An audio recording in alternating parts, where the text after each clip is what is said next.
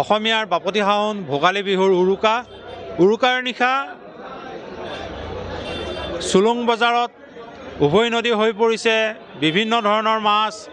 চিতল ৰৌ বৰালি আৰি জাতীয় মাছৰে উভৈ নদী হৈ পৰিছে অতি ডাঙৰ ডাঙৰ মাছে ভৰি পৰিছে চুলুঙৰ এই বজাৰ আমাৰ লগত এজন মৎস্য ব্যৱসায়ী আছে তেওঁ কি মাছ আনিছে তেওঁৰ পৰা জানিবলৈ চেষ্টা কৰিম আপোনাৰ ইয়াত কি মাছ আছে বৰালি আছে বাহু আছে চিতল আছে ৰৌ আছে আপোনাৰ মালি আছে এইবিলাক আছে মোৰ তাত চিতলৰ প্ৰতি কিলোগ্ৰাম মাছত আপুনি কেনেকৈ আপোনাৰ ধৰক সৰুটো আপোনাৰ 450 টকা আছে 600 টকা আছে 800 টকা আছে 1000 টকা আছে এনেকা দাম আছে বৰালিটো ওজন কিমান আছে 12 কেজি মান আছে সেইটো দাম কেনেকৈ সেইটো 1500 টকা কেজি আৰু চিতলৰ ওজন কেনেকুৱা চিতল এইটো 7 কেজি ওজনৰ সাইজ আছে এনে ডালি দে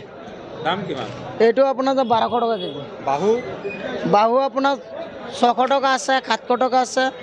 লোকেলটো চালানটো কম দাম পাব ডাঙৰ বুলি হ'লে কম দাম এনেদৰেই কলিয়াবৰৰ চুলুঙৰ পাইকাৰী মৎস্য বজাৰ উভৈ নদী হৈ পৰিছে কাৰণ কাইলৈ অতি হেঁপাহৰ ভোগালীৰ উৰুকা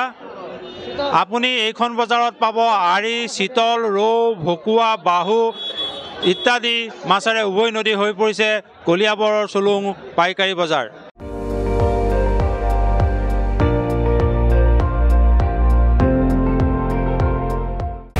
আপুনি চাই আছে ND24